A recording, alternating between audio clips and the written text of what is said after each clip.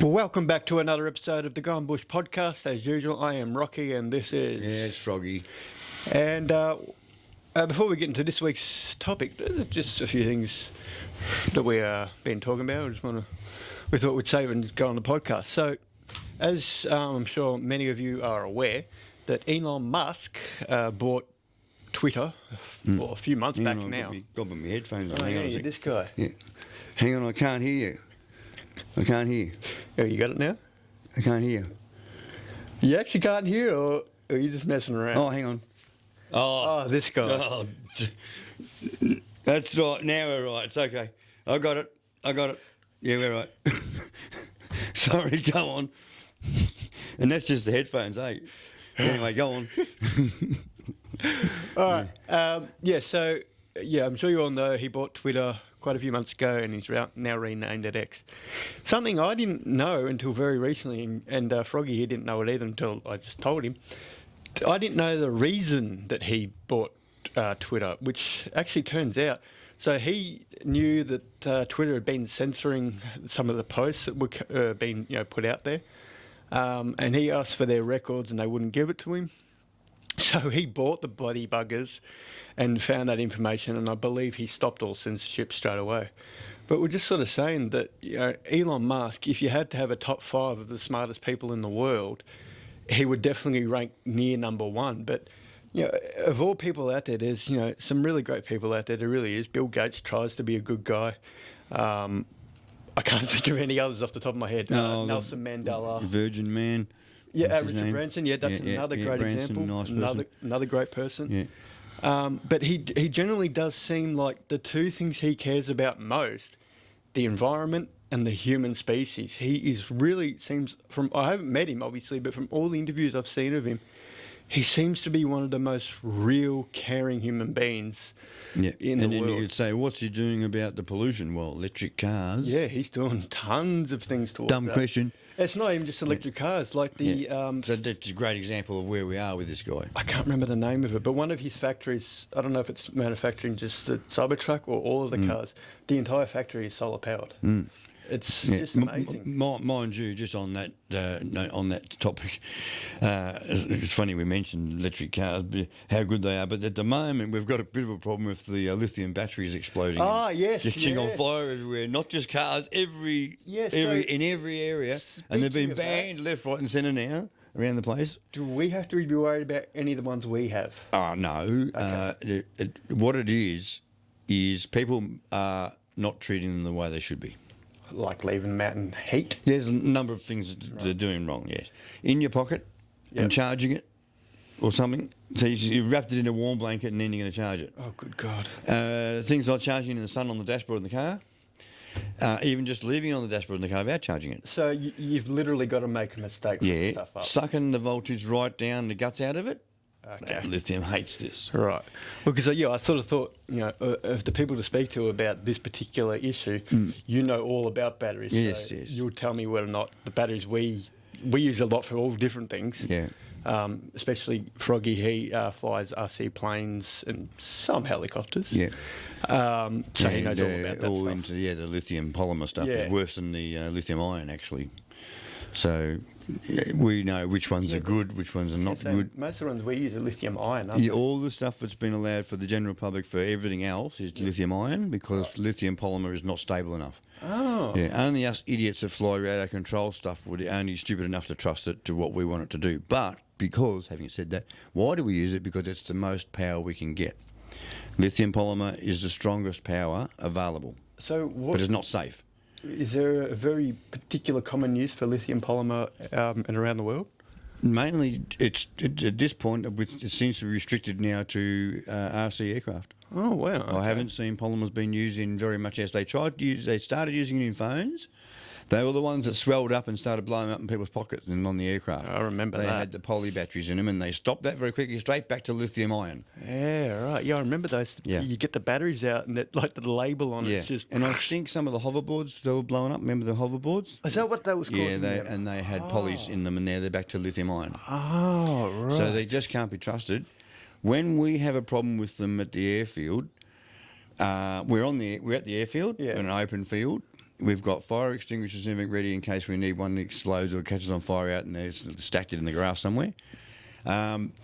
Otherwise, we're so aware of it, we can detect a problem generally before it's going to be a problem. Right. So I'll, for example, land in, I've had a pretty hot flight, and the battery's suffering. Before it catches on fire, we've got the battery out and it's very hot. So put it over there near the incinerator and let it cool down, and it cools down. Yeah. Now, we won't use that battery again. That battery's now got the arse. Yeah, right. Yeah, because I destroyed it. Yeah. Right. If I was to use it again and keep using it, it might catch on fire.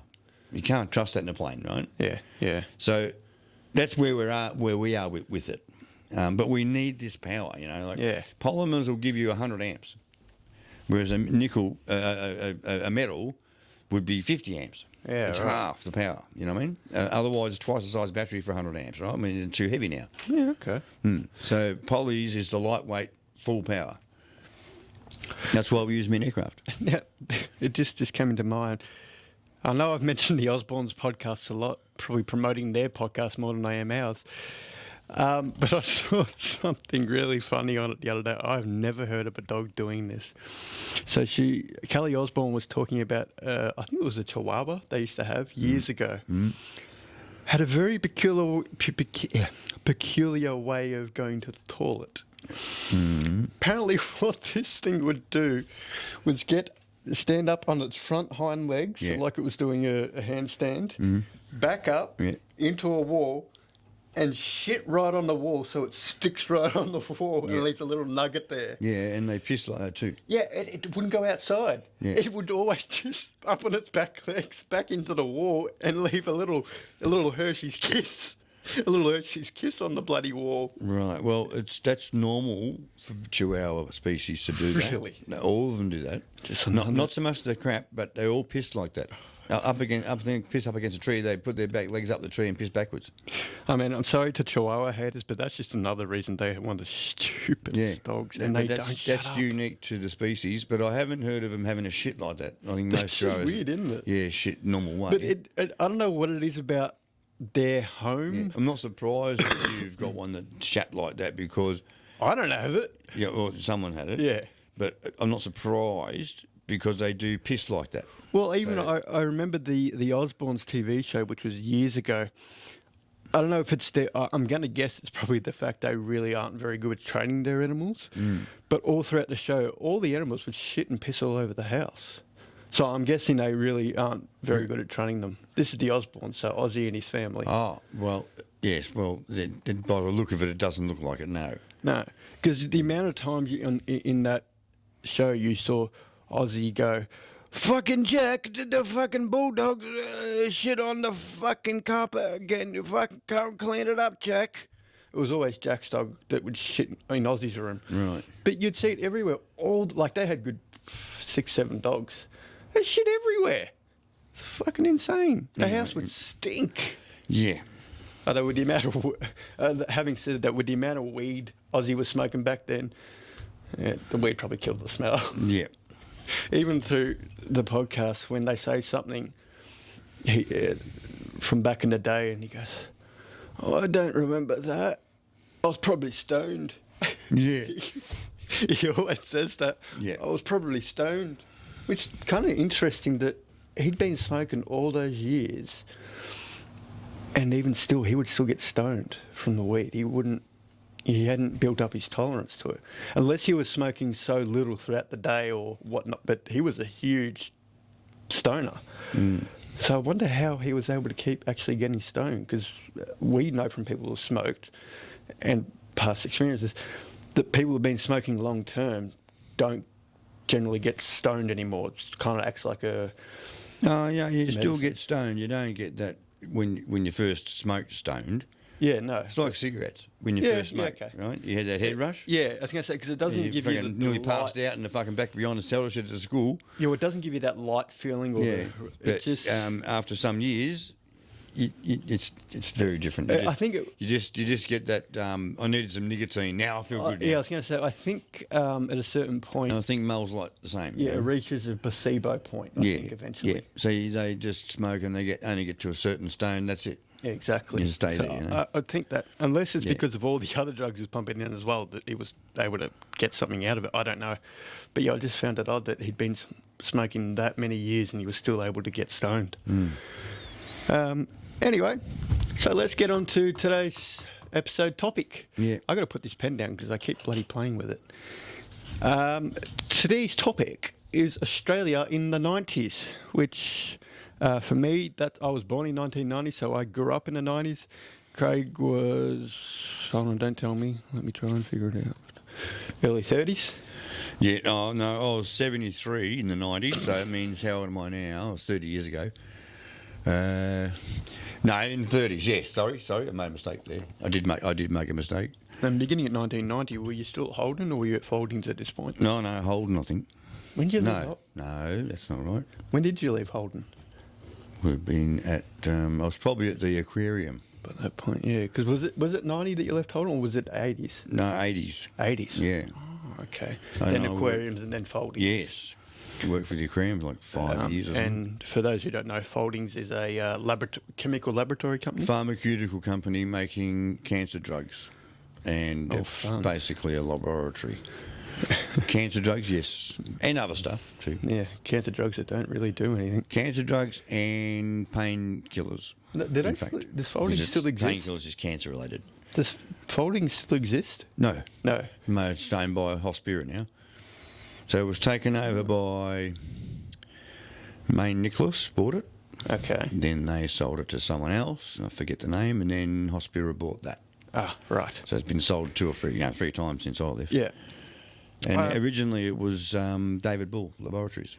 Oh, yes. And they started out as chemists, David Bull chemists. Isn't there also a David W. Bull funeral home? Yes. Yeah. And Holly, that's the same one. But it's a different crowd. Yeah. Yep.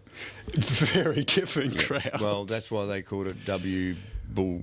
Well, and yeah, David Bull was always written David Bull. One's dealing with death, one's trying to prevent death. Yeah, that's right. Yeah, well, I could have a whole session on talking to you about Foldings and how they operate with the cancer world. Yeah. But anytime you're talking about the cancer world, the quotations have to come in. Yeah. Because it's a lot of crap. They made all the pethidine, morphine, all the drugs for cancer drugs, as they call painkillers for cancer, right? Sounds like if you were sneaky, it might be a fun place to work. There was a few down in the production area that were on to that, I think. I'm not sure. Yeah. Couldn't mention any names, of course. Of course not. No, we're not a name and shame. But you are on the button there somewhere. Yes, Right. yes. Doesn't surprise me. I'm not surprised if it still goes on, but With that sort of powerful drugs, and you're right in front of you. But it's it'd gonna have to in any industry. It wouldn't be. Yeah. Wasn't fucking me. Oh, you can even imagine, even in the US, people who get the pharmaceutical cocaine to do the testing on. Some people every now and then would be taking some of that. Yeah, that's right. The samples that get taken out, what happens to those? They're supposed to be destroyed. They're supposed to be destroyed. Exactly. And, yeah. Anyway. Yeah, right. So, as for those who don't know, the 90s in Australia was actually pretty eventful. So we had quite a few big things happen. The big one for us here in Victoria, more so the inner suburbs like Melbourne and whatnot. We had a huge gangland war, and I don't mean gangs as in knife guys. I mean like mafia type. Would you call it that? Well, yeah. For those days, it was. Yeah, underworld stuff. We had a very, very big war that didn't end until 2007, something like that.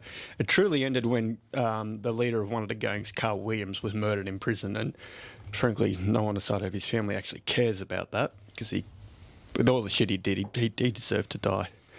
Just not really in the way he did. He got beaten with a bar off an exercise bike.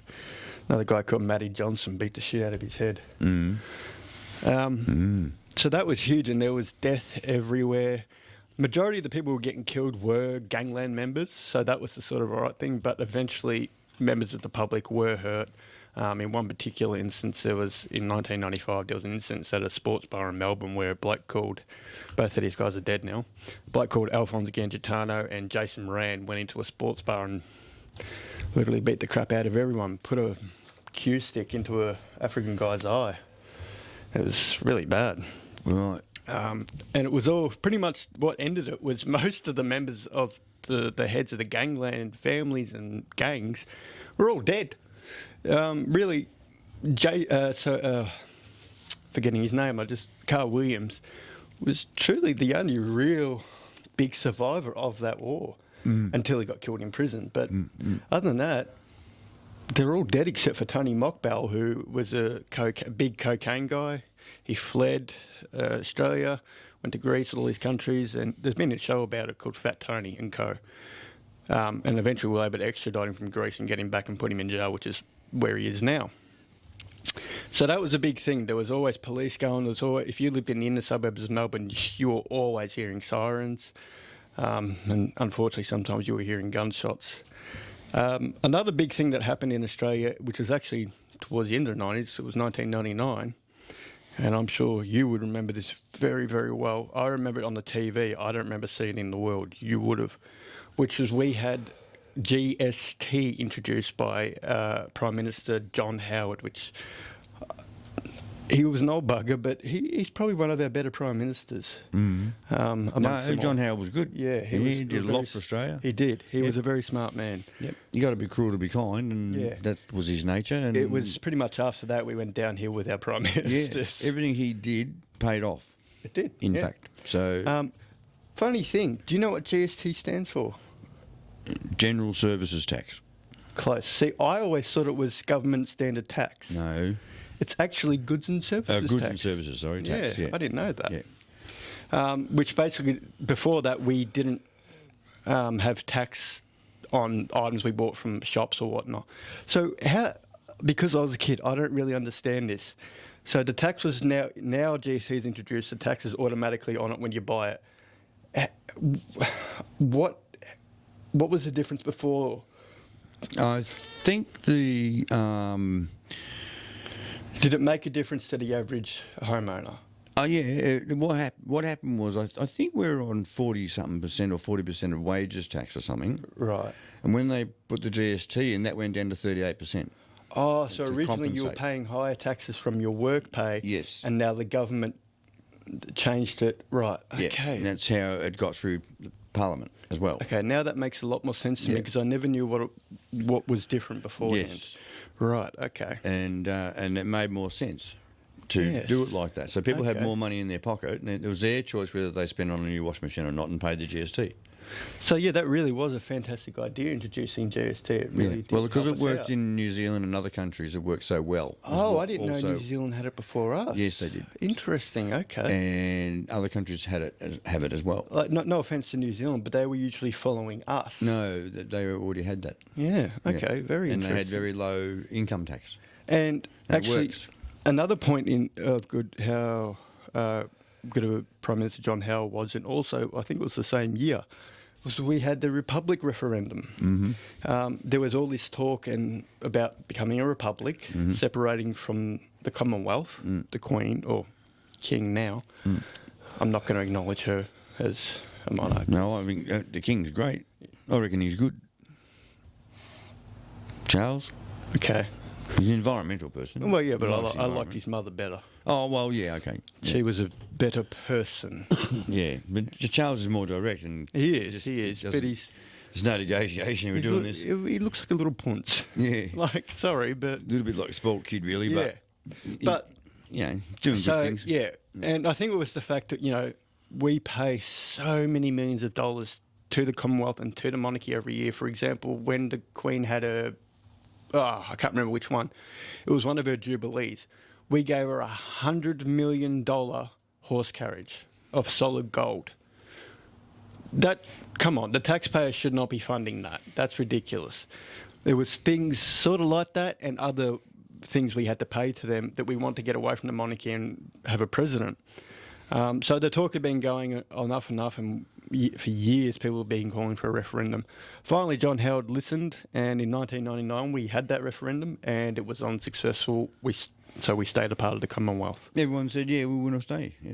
Yeah, which now I think the people want, and that's what they want. I think it might be different now if we had another referendum. Yeah, with Charles, it might be very different. Yeah, yes. I think we could turn into a republic. Yeah, probably. But the only reason I say I get that we pay them lots of money throughout the year, but at the same time, converting to a republic costs billions of dollars. Yeah.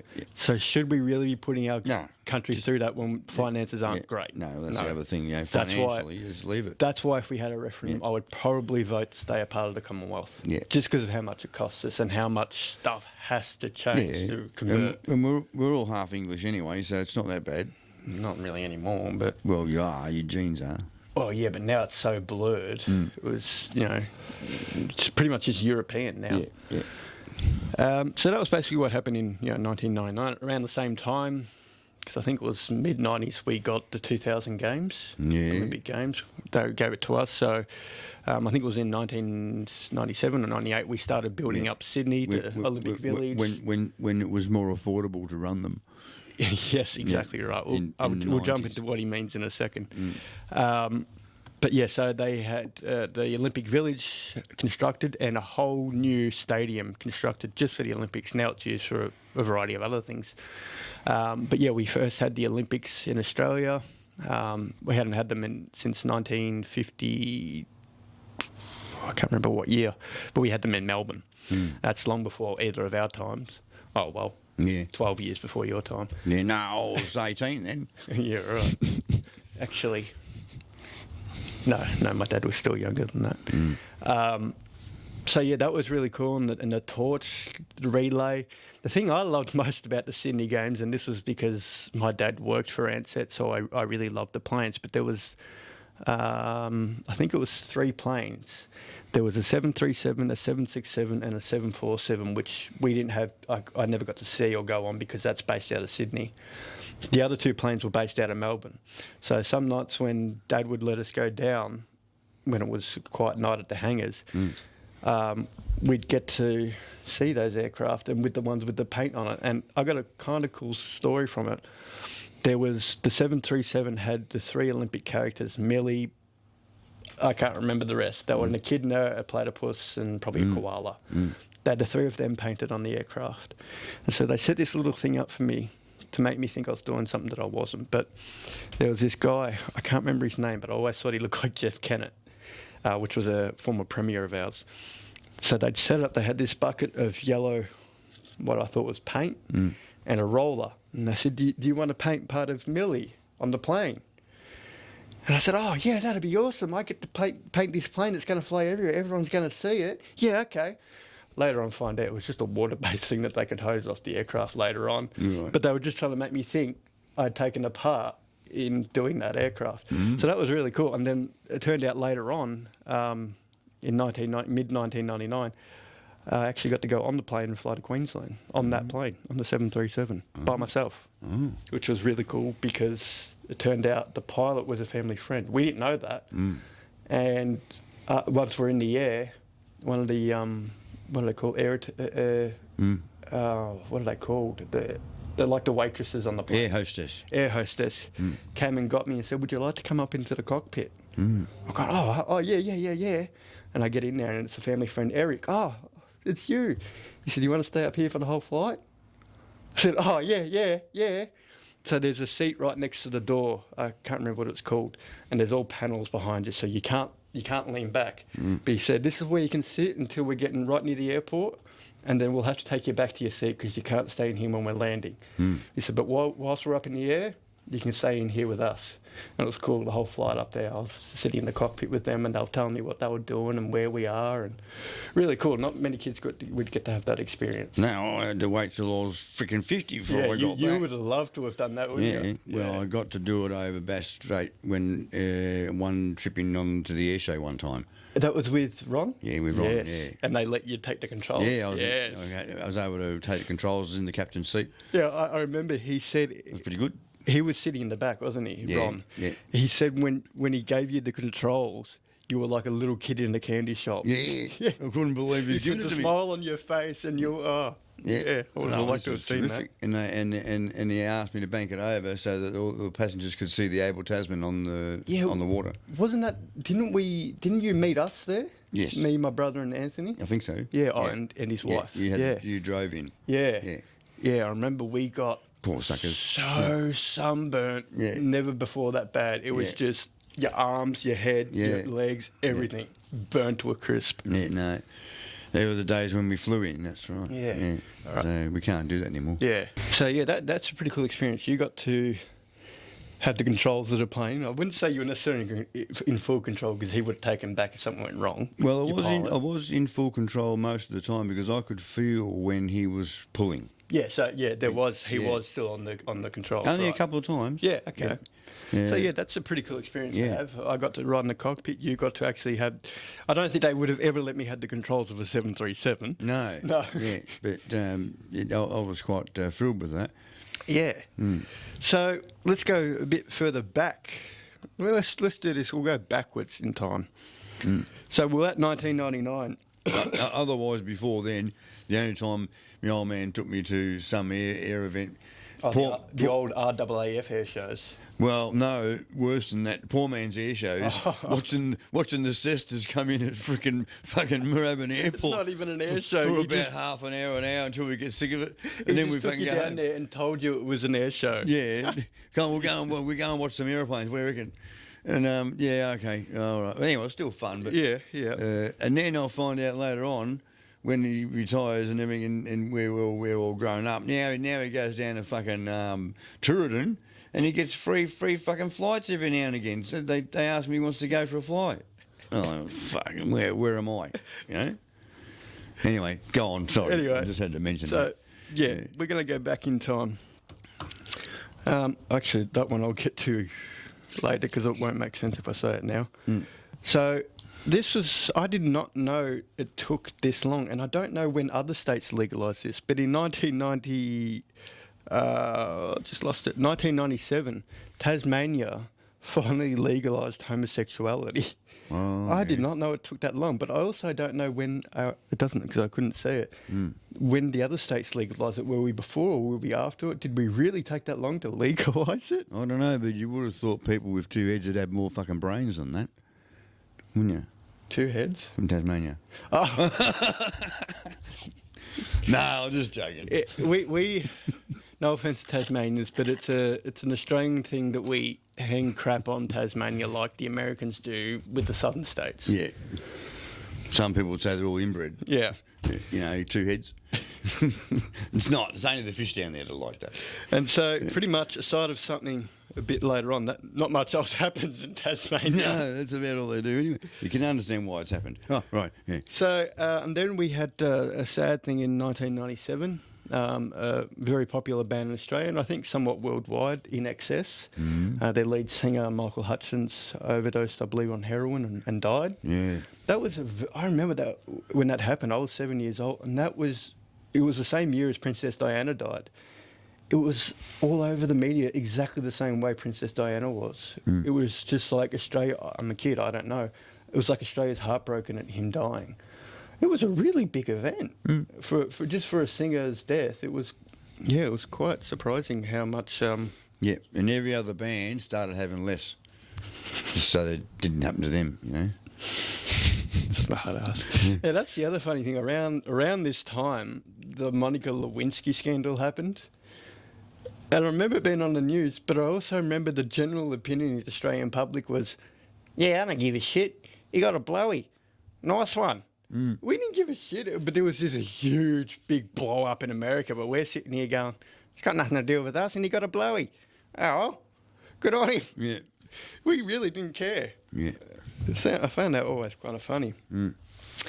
Then also, interestingly, you know how we now have voluntary euthanasia, and I think we became one of the first states in Australia to do so. We weren't actually the first to do it. In I never understood this euthanasia stuff. What about the youth in Australia? Right, go on.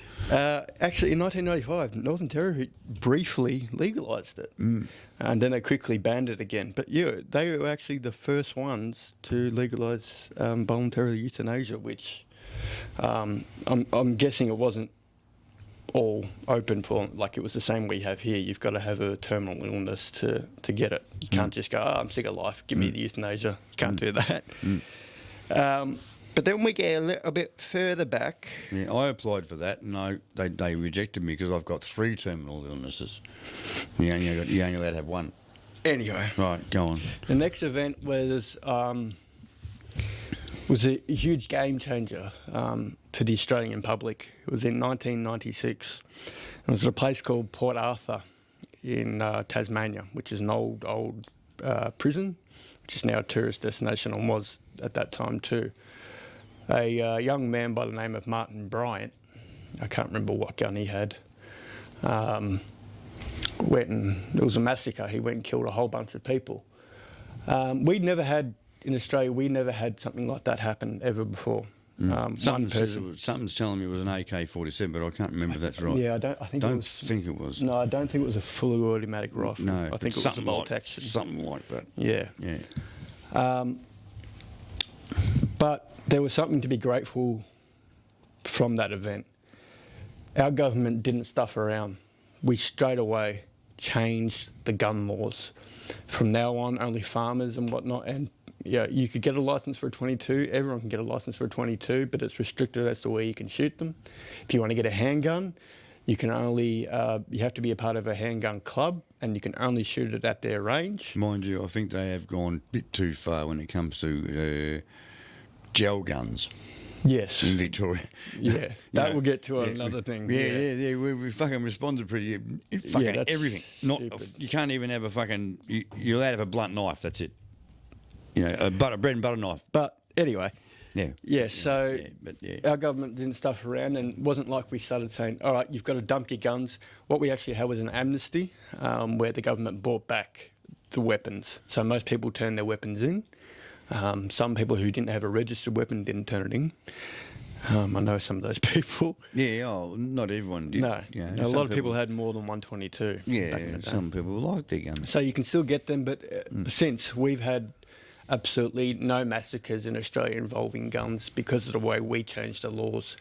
I'm not saying there's not gun violence in Australia, there is, because we still get illegal weapons coming in, but we've never had another Port Arthur, we've never had a school shooting, we've never had a mall shooting, because you can't do it here. The guns aren't available. But let's quickly go on to the gel blasters. So I think it's really stupid that we have them banned in Victoria. They're legal in Queensland, and they're not having very many problems with them up there. One of the issues, reason they're not legal here in Victoria is because people go and use them to do robberies and whatnot.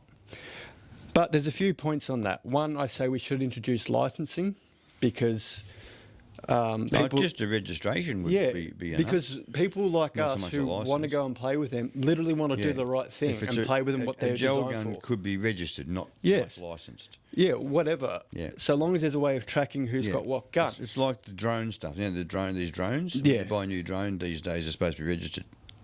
You're not getting you don't get a license. No, that's only for commercial drones. Oh, you think you'll find it's most drones now, even in the hobby shop. I've already had a look. It's not personal. Oh, okay. It's got to be commercial. Right. Yeah. For my drone, that doesn't have to be registered. All right. Especially because it can't fly that high. So you don't need to register. Okay. That's why the commercial ones, because they go up a lot higher. Yeah. And they can get into air traffic. Right. Anyway. Yeah.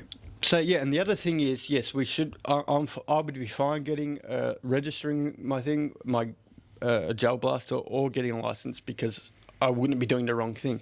Second thing is, now, if you go in with, say, a gel blaster that looks like a Glock, that I can understand you might be scared of, because you may not be able to tell the difference between that. But if you come in with, say, an AK-47 gel blaster, common sense should tell you in Australia people can't get those. Only criminals have them, and they wouldn't be using them for robberies, serious criminals. Only they would have them, and they wouldn't be using them for robberies like that. If someone comes into your store and holds up a rifle like that, it should be straight away, that's fake. That shouldn't be a massive problem. If people are using these big rifles to hold up places, well, you should be, in Australia, you should be going, no, that's not bloody real. The only time you should be questioning it is if it's a handgun or a 22 or a shotgun imitation. Then you should question it. But other than that, people should be smart enough to know our gun laws in Australia, and that people don't have those guns. And of course, the third note is appreciate. I'd rather have a gel gun pointed at me or So would I. blasted at me or been shot. I'm not by going to die from a gel that. gun rather than a 22 or something. Yeah. Yeah. I mean, real I'm not gun, going to die from that. Yeah. I mean, I know in America. If we had them in Victoria and someone wanted to use one to do a bank robbery, I mean, I'm not saying it's fine. No, but it hasn't happened. It's far better than a real gun, isn't it? Yeah. But it's kind of funny. If you do that in America, it's not all the same, but some banks have this rule. So you go in and you're with a gel blaster. In some banks, there's a gun under the teller's bench, so they can pull a gun. So you go in with a fucking gel blaster, trying to hold them up, never shoot, and then the person you're trying to rob brings out a real gun. Now you're screwed. That's probably why it doesn't happen much in America. Yeah. So our gel blaster laws are just stupid. Even if we had to put some form of like orange fluoro thing on there to say it's not real, I don't like that, but it's a way of making it safer. I'd probably spray it black anyway. Yeah, look, we'll spray paint and fix it up. Yeah. We'll go back a bit further. Because I didn't know this. In 1990, we had our first female premier in Australia. I didn't think this happened until much later, but a lady called Carmen Lawrence became the first female premier of Western Australia in 1990. Never knew about that. It was also the year I was born, but I never knew about that. And then things get interesting in 1992. So for years and years, our government had not only treated the Aboriginal people absolutely horrible, Aboriginal, Indigenous Australians, whatever term you want to use, we treated them like absolute crap. We took so much land of theirs, it was beyond phenomenal. So in 1992, we had a huge federal high court, a Supreme Court case, and it was basically called, at the end of it, they called it the Mabo decision. And basically, what it means is, I don't want to stuff this up, so I'm going to read it from my notes. It rules that Indigenous native title does exist, effectively extinguishing the concept of terra nullius. Terra nullius basically means the government can go in and occupy any land they want legally and take it from people. So it meant land could no longer be legally overtaken by a government, and the land that any Indigenous people currently owned or Indigenous groups currently occupied and owned, now they have the right to keep it. The government is no longer allowed to go in and say, oh, this is our land now, we're going to do whatever we want with it. So we also have something called, I think I'm going to probably get the name wrong, but there's a place called No Man's Land where no white man's allowed to go on. It's only the Aboriginal communities, which I really like because they'll be treating that land really good because they're not the modernised Aboriginals. They're the ones who believe in more in the bush ways and whatnot. And they were very, very good about how they treated the land. So that land, I'm sure, is probably one of the best areas of Australia to go to if you could ever get inside. Yeah. And then because of that, that sort of kicked off a... Well, half the problem with we had to do something because the Abos didn't have any maps, right, on a piece of paper to show the white man government where their boundaries are. Yeah. And what land's theirs and what's not. How's the fucking Abos going to map on a bit of fucking bark?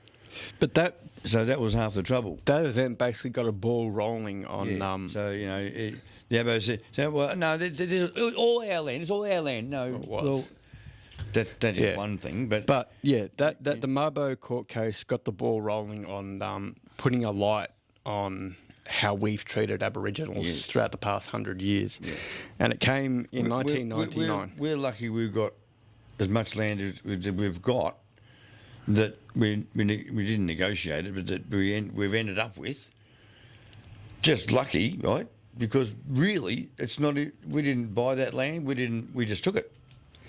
Anyway, so it's like Then 1999, like I said, the ball's rolling. We're starting to acknowledge and look at what us white Australians did to the Aborigines. And so in 1999, we had something called the Motion of Reconciliation, which was basically a recognition and as it says, a recognition of and regret at past mistreatment of Indigenous Australian people. Basically, it meant now able to. The government was outright saying we treated them horribly, and we regret what we did in the past. But at that point, there was no other events that came from that. There wasn't, we're going to try and repair what we've done. There wasn't any of that yet. That's only started to come about now. That's why part of why we had that the vote for the voice. Yes vote thing. Yeah, the voice. Yeah.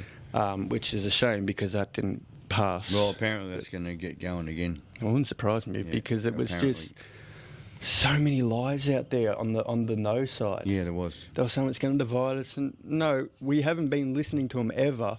Now let's hear them to tell us what they need. They're not. We treat them like shit, so they're not the same as us. They haven't been shown or taught things they need to know. Exactly. We screwed them royally, and we still are. So I was pissed off when it came out no one. I thought it's a very sad day for Australia. Nice big V8 out there. Sound like a hot rod or something. Sounds like a Holden. Yeah. Yeah. Yeah, Holden. Commodore of some sort. So that was basically, that's Australia in the 90s. There was a lot happen, and then, of course, once we got into the 2000s, it was more world crisis stuff, wasn't it? There wasn't, all the big events weren't so much happening in Australia anymore. We sort of quietened down, and terrorism came about, and world natural disasters, and famines, and like the 2000 tsunami, the terrorist attacks, 2001, 2002, Bali bombings. Australians were being harmed, but there wasn't a whole lot happening in Australia at that point. No, well, it was... we quietened down. Yeah, it went pretty ordinary for a while. Yeah, it just quietened down for the 2000s, and then stuff started picking back up in 2010, and then obviously 2014 we had our first real terrorism incident with Man Monas, where our police... our New South Wales police... I don't care about the situation, and they royally fucked up. I mean, even when they went in, one of the these are, special operations groups. The first guy he's thrown a frigging flash grenade. It bounces back out the door. Then one trips over going in. They fire wildly, spraying bullets everywhere. They end up killing one of the victims. And there was a sniper in the Channel 7 building, because they did an interview with him on Channel 7. He said, I told, let's call it his officer in charge, so many times I had the shot. I could have taken it. I never got cleared to take the shot. Then it ended up being, 4 o'clock in the morning, we send them in. We send the soggies in. And it was just a bloody mess. It was disgusting. Yeah. And it kind of proved, we can easily be attacked again because look how sloppy they are. Yeah. It changed, obviously, because we retrained them and realised we were an embarrassment on a world scale. Yeah, no, that's right. And now it's almost like they shoot and ask questions later. That's where that came from. It should never have went that long. That's right. That sniper should have been given the shot as soon as he had it. What did it go for? It was over 24 hours, wasn't it? Yeah. Yeah. It should never have went that long. Yeah. They should have had soggies there immediately, even because they had the Australian Army there. Should have been using them, doing whatever they had to do, getting sniper shots, whatever. But the way the New South Wales Special Operations Group handled that, literally got an innocent person killed. Disgusting. Well, it's not the only incident that they've fucked up. No. Well, I've seen Victoria, we call them soggies here. Yeah. Special Operations Group. They are some of the best in the damn world. Yeah. Our soggies. Another example, the old lady that got tasered. Well, that was one of ours, wasn't it? Yeah. But he was a normal cop. Yeah. But still, not handled very well. Yeah, on the same token, I looked at that and I haven't got the full story of it, and it probably won't be available. I think there's a little bit of history that we don't know about in that if in she that one. in any way threatened that police officer's life, he has to tase her. Yeah. He could have shot her, but he went the less lethal option and tased her. Yeah. I don't think he should have been. He has been charged. Yeah. I don't think he should have been. But I think there's more to that story So do I. than what was printed. I think they just went from the aspect, it's an old lady. They didn't look at what she'd done at all. And charge the officer, and hopefully the story will get dropped. That's what I think. And we end it. I cannot see an officer taking his taser out, and wanting to shoot an old lady. Yeah, that's right. He felt forced. There's more. Well, we already know that she had a history of causing trouble. I can tell you that much about the story. So if you're elderly, you can get away with crimes. That's basically what they're saying, and we'll charge the cops if we try and take you down. Yeah, so... Pretty yeah, sad I'm not state, sure isn't it? the details, but there's something wrong there. Something. Yeah, it's pretty wrong. Not right. It's pretty wrong. Yeah. I can't Another see... example. And there was only a few cops. Yeah, it's the not a big police operation. officer, if he had malice intent, he would have pulled his gun. Yeah. He didn't want to tase that woman. He felt he had to do it. Yeah. He should not be So I'm charged, and he saying should be free. He was Yeah. trying to do his job. Poor guy. I don't know his name, but yeah, he's caught the rough end of the deal. He's just Yeah. trying to do his job, and because it's a lady who is elderly, he gets the shit end of the stick. Doesn't matter what she did. Yeah. So, Sorry, I'm having another smoke. no, you're fine. I've noticed since I got out of hospital, I have had this cough. And I know it's not the emphysema because that's when they saw it on there and it's slightly advanced for my age. So it's not that's creating this horrible cough. I don't know what it is, but it's ever since I was in hospital, I came out with the cough and now I have not been able to get rid of it. It's bloody, I don't know what it is. It's weird. So it's really annoying because you can hear it's sort of a chesty cough. But I haven't got a cold or anything like that. It's just the cough. It's really annoying. I'm going to the doctor's this week, so I'm going to ask him about that. Yeah. Because I've got to make sure I get everything done, ready to go camp. I've got to have my own arm, my tablets and scripts and all that shit. I've got all mine. Oh, you done yours already? Yeah. I'm just wondering what's Yeah, going on. he's older, so it makes sense. He's on medication, but I'm also on a lot of medication for 33. Anyway, so I think that's pretty much all we have for today, and we've covered a good 50 minutes, so that's pretty good. But we can tell you what's coming up. So, we will be going on our trip soon. Again, I'm not going to... Oh, damn, I look really tall than you when I'm sitting up straight. No, it's because I'm half asleep. It's late in the day. I'm crouching down. It's actually 8:30 at night when we're recording this. Yeah. I've been flying all day and we're now doing the podcast. Yeah. So we had to fit it in. So we're going to be recording a few episodes to cover while we're gone. The first episode will be... it's going to be pretty much a game. We're going to be watching Try Not to Laugh videos. And we're going to have a little buzzer here and we're going to see who laughs the most and who can win that game. I got a bad feeling I'm going to lose because I don't have a very good straight face when it comes to funny stuff. But we're going to try it. And we're going to have a little game buzzer here so we can buzz one another out when we laugh.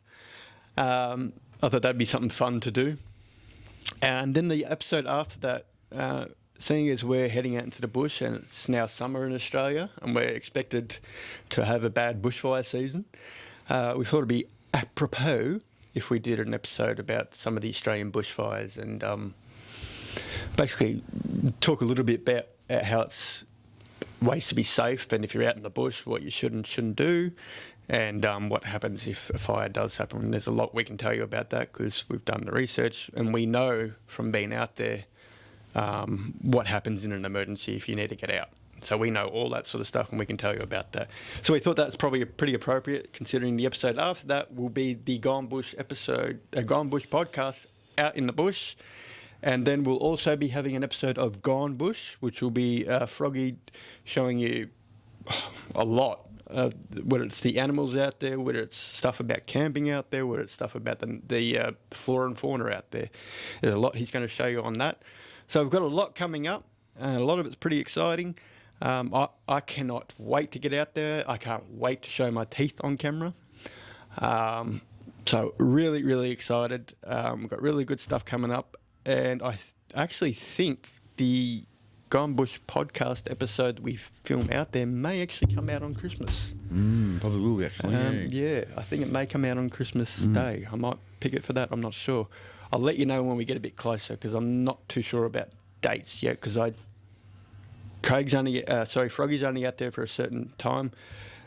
Me and my brother Anthony stay out there until basically we feel like we want to come home. So I don't know when I'll be back and when I'll be able to get those videos out. I'm a 3-day man. Exactly, and you've got animals to take care of and whatnot. I've got to set the farm up so I can go away. And then when I come back, I've got to pick it all back up again. Exactly. So, and I can only set it up for 3 days. And then, like I said, when I get back, half the stuff will be dead and different things need feeding. And Yeah, chickens, frogs, spend the whole day lizards, picking the whole place back up. butterflies, birds, Yeah. Turtles, lizards. turtles. Damn, we've got a lot of animals here now. Yeah. Yeah. Yeah. Just thinking about that, that's really I increased know. lately. I was supposed to be reducing. Yeah, we've actually I have increased. reduced. I have more than that. Yeah, no, you know what you've done? You've reduced some animals and got new ones. No, I know. Yeah, a little bit. Yeah, I know. But they Like work the- in like better with the situation. The quails. Yeah, well, the quails and work. we don't do stick insects now. And what you've got another finches, bird. finches and quails. That's right. Yeah, That's they're right. breeding. The finches have got Oh, two good. babies flying around Where are they putting their nest? in a little box I made from up the top. Oh, okay. Because the quails are ground nesters, Yeah. but finches aren't. Yeah, and they got eggs in another nest on the side that I made. Oh, So awesome. Two nests breeding. Yes, they're breeding well. Yeah. Okay, cool. Now I've got a joke for us before we go. Oh, okay. Yeah. Today's joke is about coal-fired power stations. No? What? Today's joke is about coal-powered fire stations. Right. And the joke is that we're supposed to be reducing coal. And I'd just like to state a little bit of a half a fact or a fact that we have currently shut down 3 of coal-fired power stations. That's really freaking good. Fantastic. And here comes the joke. While we open up 13 new ones across Australia. I thought you were saying coal-powered fire stations. No, Power stations. yeah, Right. coal-fired power stations. What the fuck? The joke is, while we're supposed to be reducing, we've closed 3 and opened 13. Yeah, they're not saying that though, are they? It's out there, but they're not broadcasting. They're not with- broadcast. no. You go online and look at the Yeah. statistics and find out for yourself Yeah. what the real truth is. How are we going about climate change? Oh, fucking fantastic. The joke of the day. Closed down 3 and opened fucking 13. Anyway, on that note, that's my Yeah. joke for the day. On Because that it is a note, fucking actually, joke. we're going to end it there. Yeah. And we will see you next week Yeah. for the Try Not to Laugh challenge game, whatever you want to call it. Yeah, that's right. Yeah. So we'll see you for that. And that's all from us from now. Yeah. I'm Rocky, and that's... Froggy. and we'll catch you next week. See you next time.